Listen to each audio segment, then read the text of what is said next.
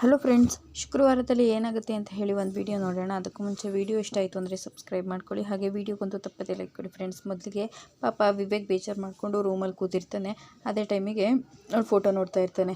ಆಗ ಅದನ್ನು ನೋಡಿ, ನಿನ್ನ ಮುಖ ನೋಡಿದ್ರೆ ನೀನು ಮೋಸ ಮಾಡಿರೋ ಥರ ಕಾಣಿಸ್ತಾ ಇಲ್ಲ, ಆದರೆ ನೀನು ನನಗೆ ಸುಳ್ಳು ಹೇಳಿ ಮೋಸ ಮಾಡೋಗಿದೆಯಾ ಅಂತ ಹೇಳಿ ಫೋಟೋ ಎಲ್ಲ ಹರಿದು ಬಿಸಾಕ್ತಾನೆ. ಅವ್ರ ಅಮ್ಮ ಅದೇ ಟೈಮಿಗೆ ಬಂದುಬಿಟ್ಟು ವಿವೇಕ್ ಅಂತ ಹೇಳಿದಾಗ ಅಮ್ಮ ಅಂತ ಹೇಳ್ತಾಳೆ, ಯಾಕೋ ಇನ್ನೂ ಅದ್ರ ಬಗ್ಗೆನೇ ಯೋಚನೆ ಮಾಡ್ಕೊಂಡು ಕೂತಿದ್ಯಾ? ನಮ್ಮನೆಯಲ್ಲಿ ಮೋಸ ಮಾಡಿರೋರು ಸುಳ್ಳು ಎಲ್ಲರೂ ಕೂಡ ಆರಾಮಾಗಿ ಓಡಾಡ್ತಾ ಇದ್ರೆ ನೀನಿನ್ನು ಯೋಚನೆ ಮಾಡ್ಕೊಂಡು ಕೂತಿದ್ರೆ ಇದೆಲ್ಲ ಚೆನ್ನಾಗಿರುತ್ತಾ? ಅಮ್ಮ ಹೇಗಮ್ಮ ನಮ್ಗೆ ಅವರೆಲ್ಲರೂ ಮೋಸ ಮಾಡಿದ್ರು, ಸುಳ್ಳು ಹೇಳಿ ಮೋಸ ಮಾಡಿದರು, ಇದನ್ನೆಲ್ಲ ನಾನು ಯಾವತ್ತೂ ಕೂಡ ಕ್ಷಮಿಸೋದಿಲ್ಲ ಅಂತ ಹೇಳಿದಾಗ, ಕ್ಷಮಿಸ್ಬೇಡ ವಿವೇಕ್, ಯಾವುದೇ ಕಾರಣಕ್ಕೂ ಕ್ಷಮಿಸ್ಬೇಡ. ಅವ್ರ ಇಡೀ ಫ್ಯಾಮಿಲಿ ಎಲ್ಲರೂ ಕೂಡ ನಿನ್ನ ಜೀವನಕ್ಕೆ ಮೋಸ ಮಾಡಿದ್ದಾರೆ.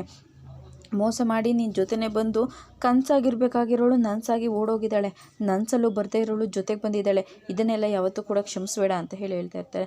ಆಗ ಸರಿ ಆಯಿತು ಬಾ ಊಟ ಮಾಡು ಅಂತ ಹೇಳಿದಾಗ, ಅಮ್ಮ ನಂಗೆ ಊಟ ಬೇಡಮ್ಮ ಅಂತ ಹೇಳ್ತಾನೆ. ಏನು ಊಟ ಬೇಡವಾ? ಸುಳ್ಳು ಹೇಳಿ ಮೋಸ ಮಾಡ್ಕೊಂಡಿರೋರೆಲ್ಲರೂ ಆರಾಮಾಗಿರ್ಬೇಕಿದ್ರೆ ನೀನೇ ಯಾಕೆ ಊಟ ಬೇಡ ಅಂತ ಹೇಳ್ತೀಯ? ಬಾ ನೀನು ಅಂತ ಹೇಳಿ ಕರ್ಕೊಂಡು ಬರ್ತಾಳೆ. ಸರಿ ಆಯಿತು ಅಂತ ಹೇಳಿ ಬಂದು ಕೂತ್ಕೊಂಡು ಊಟ ಮಾಡ್ತಾ ಇರ್ತಾರೆ. ಈ ಕಡೆ ನೋಡಿದ್ರೆ ಇವಳಿಗೆ ಒಬ್ಳಿಗೆ ರೂಮಲ್ಲಿ ಬೇಜಾರಾಗ್ತಾ ಇರುತ್ತೆ ಮೋನಿಕಂಗೆ. ಅಯ್ಯೋ ಏನು ಮಾಡೋದು, ಈ ರೂಮಲ್ಲಿ ಟಿ ವಿನೂ ಇಲ್ಲ. ಈಗ ನೋಡಿದ್ರೆ ಫೋನ್ ಮಾಡಿದ್ರೆ ಫೋನ್ ಕೂಡ ಆನ್ ಮಾಡೋಂಗಿಲ್ಲ ಅಂತ ಹೇಳ್ತಾರೆ. ಅನಿಕೇತ್ ಕೂಡ ಇಲ್ಲ. ಹೇಗಪ್ಪ ಟೈಮ್ ಪಾಸ್ ಮಾಡೋದು, ಫೋನ್ ಮಾಡಿಬಿಡ್ಲಾ? ಬೇಡ ಪೇಪರ್ ಆದರೂ ಓದೋಣ ಅಂತ ಹೇಳಿ ಓದ್ತಾ ಇರ್ತಾಳೆ. ಆಗ ಅಲ್ಲಿ ಗೌರಿ ಮತ್ತು ವಿವೇಕ್ ಮದುವೆ ಆಗಿರೋದು ನೋಡ್ಬಿಡ್ತಾಳೆ ನ್ಯೂಸಲ್ಲಿ. ಏನು ಗೌರಿ ವಿವೇಕ್ನ ಮದುವೆ ಆಗಿದ್ದಾಳ? ಅದೇಗೆ ಸಾಧ್ಯ? ಅವರಿಬ್ರಿಗೂ ಕೂಡ ಒಬ್ರನ್ನ ಕಂಡ್ರೆ ಒಬ್ರಿಗೆ ಆಗೋದೇ ಇಲ್ಲ, ಇವಾಗ ನೋಡಿದ್ರೆ ಮದುವೆ ಆಗಿದ್ದಾರೆ, ಸಾಧ್ಯನೇ ಇಲ್ಲ. ಏನಾಗಿದೆ? ಈ ವಿಚಾರ ಪೇಪರಲ್ಲಿ ಬಂದಿದೆ ಅಂದರೆ ರೂಮಲ್ಲಿರೋ ನನಗೆ ವಿಚಾರ ಗೊತ್ತಾಯಿತು ಅಂತ ಅಂದರೆ ಊರು ತುಂಬ ಓಡಾಡ್ತಾ ಇರೋ ಅನಿಕೇತಿಗೆ ಈ ವಿಚಾರ ಗೊತ್ತಾಗದೇ ಇರುತ್ತಾ? ಗೊತ್ತಾಗಿ ಏನಾದ್ರೂ ನೀನೆಲ್ಲನೂ ಸತ್ಯ ಹೇಳ್ತಾ ಇದೆಯಾ ಅಂತ ಕೇಳಿದ್ನಾ? ಏನು ಅವ್ನಿಗೆ ವಿಚಾರ ಗೊತ್ತಿದೆಯೋ ಗೊತ್ತಿಲ್ವೋ ಅಂತ ನಾನು ತಿಳ್ಕೊಬೇಕಲ್ವಾ? ಮೊದಲು ಫೋನ್ ಮಾಡಿಬಿಡೋಣ ಅಂತ ಹೇಳಿ ಫೋನ್ ಮಾಡ್ತಾ ಇರ್ತಾಳೆ. ವಿವೇಕ್, ಅನಿಕೇತ್ ಫೋನ್ ರಿಸೀವ್ ಮಾಡು, ಯಾಕೆ ನೀನು ಫೋನೇ ರಿಸೀವ್ ಮಾಡ್ತಾ ಇಲ್ಲ ಅಂತ ಹೇಳಿ ಭಯ ಪಡ್ಕೋತಾ ಇರ್ತಾಳೆ. ಈ ಕಡೆ ನೋಡಿದ್ರೆ ಇವನು, ಫೋನ್ ಮಾಡ್ತಾ ಇದೆಯಾ, ಮಾಡು, ನನಗೆ ಯಾಮಾರಿಸಿ ನೀವೆಲ್ಲರೂ ಕೂಡ ಮೋಸ ಮಾಡಿದ್ರಿ ಅಲ್ವಾ? ಊರಿಗೆಲ್ಲ ಯಾಮಾರಿಸು, ನನಗೆ ನೀನು ಯಾಮಾರಿಸ್ಬಿಟ್ಟಿದ್ಯಲ್ಲೇ, ಇನ್ನು ನಿನ್ನ ನನ್ನ ಲೈಫಿಂದ ನಿಧಾನವಾಗಿ ಹೊರಗಡೆ ಕಳಿಸ್ಬೇಕು, ಅಲ್ಲಿವರೆಗೂ ಈ ಸತ್ಯ ನನಗೆ ಗೊತ್ತಾಗಿದೆ ಅನ್ನೋದು ನಿನಗೆ ಗೊತ್ತಾಗಬಾರ್ದು ಅಂತ ಹೇಳಿ ಅವನು ಕೂಡ ಯೋಚನೆ ಮಾಡ್ಕೊಂಡು ಹಾಗೆ ಸುಮ್ಮನಿರ್ತಾನೆ. ಈ ಕಡೆ ನೋಡಿದ್ರೆ ಬೇಜಾರು ಮಾಡಿಕೊಂಡು ಕೂತಿರ್ತಾ ಇರ್ತಾಳೆ. ಅದೇ ಟೈಮಿಗೆ ಆಶಾರಾಣಿ ಬರ್ತಾಳೆ. ಆಗ ಅಯ್ಯೋ ರೂಮೆಲ್ಲ ಕ್ಲೀನ್ ಮಾಡಿರ್ತಾಳಲ್ಲ, ಅದನ್ನ ನೋಡಿ ಫುಲ್ ಖುಷಿ ಪಡ್ತಾಳೆ. ಅಯ್ಯೋ ಗೌರಿ, ಏನಿದು? ಇದು ಗೋಡೌನ್ ಥರ ಇತ್ತು, ಇವಾಗ ನೋಡಿದ್ರೆ ನೀನು ಅಭಿರುಚಿಗೆ ತಕ್ಕಂತೆ ಎಲ್ಲನೂ ಬದಲಾಯಿಸ್ಕೊಂಡಿದ್ಯಲ್ಲ, ಎಲ್ಲ ಇದೇ ಥರ ಒಳ್ಳೇದಾಗುತ್ತೆ, ಹಾಗೆ ನಮ್ಮ ವಿವೇಕ್ ಮನ್ಸು ಕೂಡ ಕರಗುತ್ತೆ ಅಂತ ಹೇಳ್ತಾ ಇರ್ತಾಳೆ. ಅದೆಲ್ಲ ಆಗುತ್ತೆ ಅನ್ನೋ ನಂಬಿಕೆ ನನಗಿಲ್ಲ ಅಂತ ಹೇಳಿದಾಗ, ಎಲ್ಲ ಆಗುತ್ತೆ, ನಿನಗಿರೋ ಒಳ್ಳೆ ಮನಸ್ಸಿಗೆ ಎಲ್ಲ ಹಾಗೆ ಆಗುತ್ತೆ, ಬಾ ಊಟಕ್ಕೆ ಹೋಗೋಣ ಅಂತ ಹೇಳಿದಾಗ, ಊಟಕ್ಕೆ ನಾನು ಶೋಭಕನ ಕೈಲಿ ಕೊಟ್ಟು ಕಳಿಸ್ತೀರಾ ಅಂತ ಅಂದ್ಕೊಂಡಿದ್ದೆ ಅಂತ ಹೇಳಿದಾಗ, ಯಾಕೆ ನೀನು ನಮ್ಮ ಮನೆಯಲ್ಲಿ ಎಲ್ಲರ ಜೊತೆನೂ ಕೂತ್ಕೊಂಡು ಊಟ ಮಾಡಬೇಕು ಅಂತ ಹೇಳ್ತಾರೆ.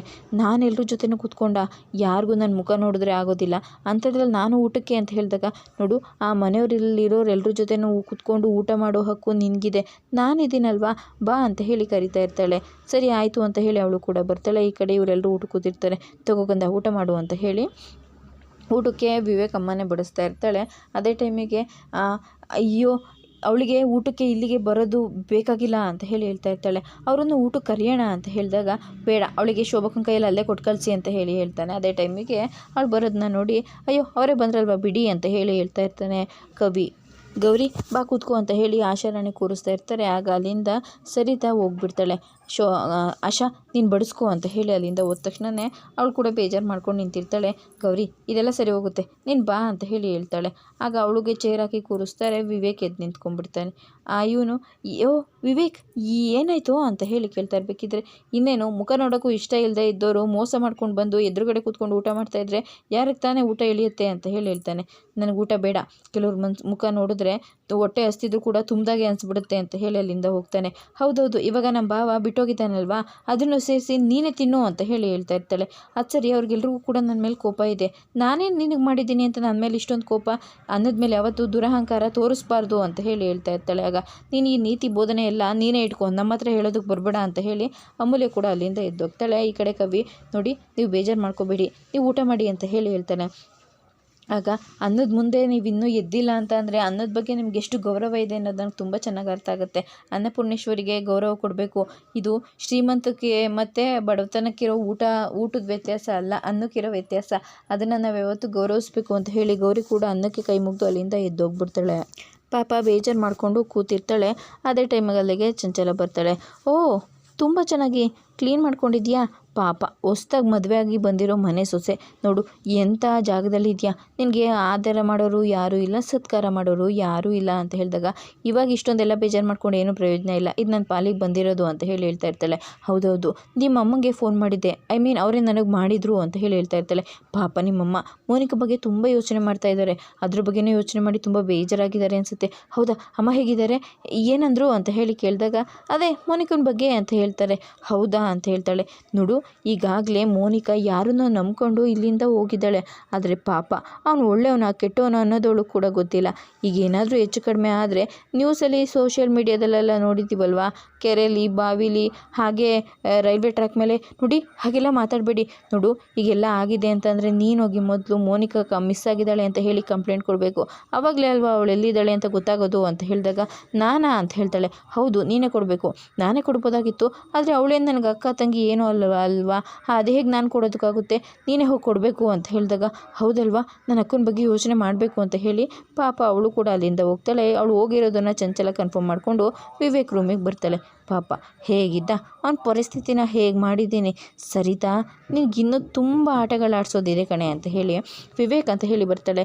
ಏನತ್ತೆ ಅಂತ ಹೇಳಿದಾಗ ಅದು ಆ ಹುಡುಗಿ ರೂಮಲ್ಲಿಲ್ಲ. ಯಾವ ಹುಡುಗಿ, ಅದೇ ಮದುವೆ ಆಗಿ ಬಂದಿದ್ದಾಳಲ್ಲ ಹೊಸ ಹುಡುಗಿ ಅವಳು ಅಂತ ಹೇಳಿದಾಗ ಹೌದಾ ಎಲ್ಲೋಗಿದ್ದಾಳೆ ಗೊತ್ತಿಲ್ಲ, ಇಷ್ಟೊತ್ತಲ್ಲಾದರೂ ಕೂಡ ಅವಳು ಇಲ್ವಲ್ಲ, ಅದಕ್ಕೆ ನಿನ್ಗೆ ಹೇಳೋಣ ಅಂತ ಬಂದೆ, ಅವಳೆಲ್ಲಾದರೂ ಹೋಗಲಿ ನನಗೆ ಯಾಕೆ ಬಿಡಿ ಅಂತ ಹೇಳಿದಾಗ ಅಯ್ಯೋ ವಿವೇಕ್ ಹಾಗೆಲ್ಲ ಹೇಳ್ಬೇಡ, ಈ ಮನೆಗೆ ಎಷ್ಟು ದೊಡ್ಡ ಈ ವಿಚಾರ ಇದ್ರೂ ಕೂಡ ಚಿಕ್ಕದಾಗಿ ಬಿಂಬಿಸಲ್ಲ, ದೊಡ್ಡದಾಗೆ ಬಿಂಬಿಸೋದು, ಅಂಥದ್ರಲ್ಲಿ ಅವಳು ಮನೆ ಸೊಸೆಯಾಗಿ ಮನೆಯಿಂದ ಹೊರಗಡೆ ಹೋಗಿದ್ದಾಳೆ, ಏನಾದರೂ ಆಗಿ ರೋಡಲ್ಲಿ ಏನಾದರೂ ಅನಾಹುತ ಅದು ಕೂಡ ನಮ್ಮ ಮೇಲೆ ಬರೋದಲ್ವಾ ವಿವೇಕ್ ಅಂತ ಹೇಳಿದಾಗ ಅತ್ತೆ ಅವ್ರು ಏನಾದರೂ ಮಾಡ್ಕೊಳ್ಳಿ, ಬೇಡ ವಿವೇಕ್, ಅವಳನ್ನ ಈ ಮನೆಗೆ ನಾವು ಇಷ್ಟ ಇಲ್ಲ ಅಂದರೂ ಕರ್ಕೊಬಂದಿದ್ದೀವಿ ಅನ್ನೋದು ನ್ಯೂಸ್ ಅವ್ರು ಎಲ್ರಿಗೂ ಗೊತ್ತು, ನಮ್ಮ ಮನೆ ನೆಮ್ಮದಿ ಹಾಳು ಮಾಡೋದಕ್ಕೆ ಅಂತ ಹೇಳಿ ಕಾಯ್ಕೊಂಡು ಕೂತಿರ್ತಾರೆ, ನೀನೀಗ ಸುಮ್ಮನಿರಬಾರ್ದು, ಹೋಗಿ ಹುಡುಕು ಅಂತ ಹೇಳಿ ಕಳಿಸ್ಬಿಡ್ತಾಳೆ. ಅವನು ಹಾಲಲ್ಲಿ ಬಂದು ಕೂತ್ಕೊಂಡು ಕಾಯ್ತಾ ಇರ್ತಾನೆ. ಅದೇ ಟೈಮಿಗೆ ಅವಳು ಕೂಡ ಆ ಕಡೆಯಿಂದ ಬರ್ತಾಳೆ. ಈ ಕಡೆ ಚಂಚಲನ ಮಗಳು ಅಮೂಲ್ಯ ನಿಂತ್ಕೊಂಡು ವೆಯ್ಟ್ ಮಾಡ್ತಾ ಇರ್ತಾಳೆ. ಭಾವ ಇಲ್ಲೇ ಕಾಯ್ತಾ ಇದ್ದಾನೆ, ಅಂದರೆ ಆ ಹುಡುಗಿ ಇಲ್ಲಿಲ್ಲ ಅಂತ ಅರ್ಥ, ಎಲ್ಲೋಗಿರ್ಬೋದು ಅಂತ ಹೇಳಿದಾಗ ಅವಳು ಕೂಡ ಬರ್ತಾಳೆ. ನಿಂತ್ಕೋ ಎಲ್ಲೋಗಿದೆ ಅಂತ ಹೇಳಿ ಕೇಳ್ತಾಳೆ.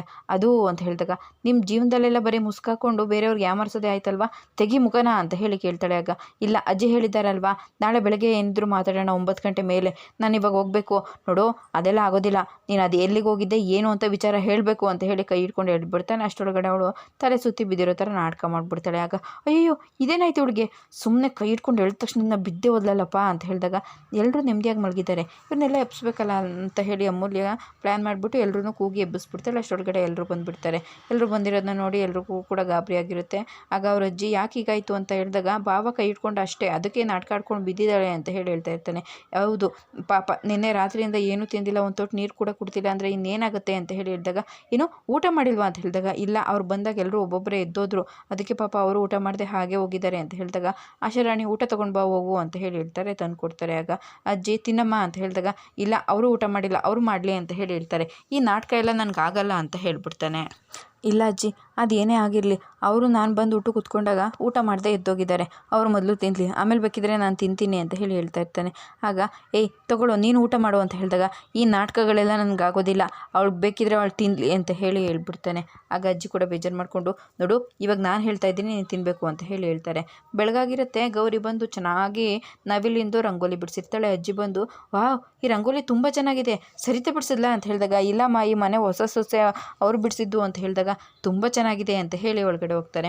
ಅಷ್ಟರಲ್ಲಿ ವಿವೇಕ್ ಕೂಡ ಬರ್ತಾನೆ. ರಂಗೋಲಿ ನೋಡಿ ತುಂಬಾ ಖುಷಿ ಪಡ್ತಾ ಇರ್ತಾನೆ. ವಾವ್ ಅಂತ, ಈ ರಂಗೋಲಿ ಬಿಡಿಸಿರೋದು ಅವಳು, ಹಾಗಿದ್ಮೇಲೆ ನಾನು ಯಾಕೆ ಇದಕ್ಕೆಲ್ಲ ಇಷ್ಟೊಂದು ಕಾಂಪ್ರಮೈಸ್ ಆಗಿ ಇಷ್ಟೊಂದೆಲ್ಲ ಹೊಗಳುತ್ತಾ ಇದ್ದೀನಿ, ಬೇಡ ಈ ರಂಗೋಲಿನ ಅಮ್ಮ ನೋಡ್ಬಿಟ್ರೆ ಅವಳ ಪಾರ್ಟಿನೇ ಸೇರ್ಕೊಂಡ್ಬಿಡ್ತಾರೆ, ಅಮ್ಮ ಈ ರಂಗೋಲಿ ನೋಡೋದಕ್ಕಿಂತ ಮುಂಚೆ ಇದನ್ನು ನಾನು ಅಳಿಸಾಕ್ಬಿಡ್ಬೇಕು ಅಂತ ಹೇಳಿ ಜೋರಾಗಿ ಅದನ್ನೆಲ್ಲ ತುಳಿದು ಅಳಿಸ್ತಾ ಇರ್ತಾನೆ.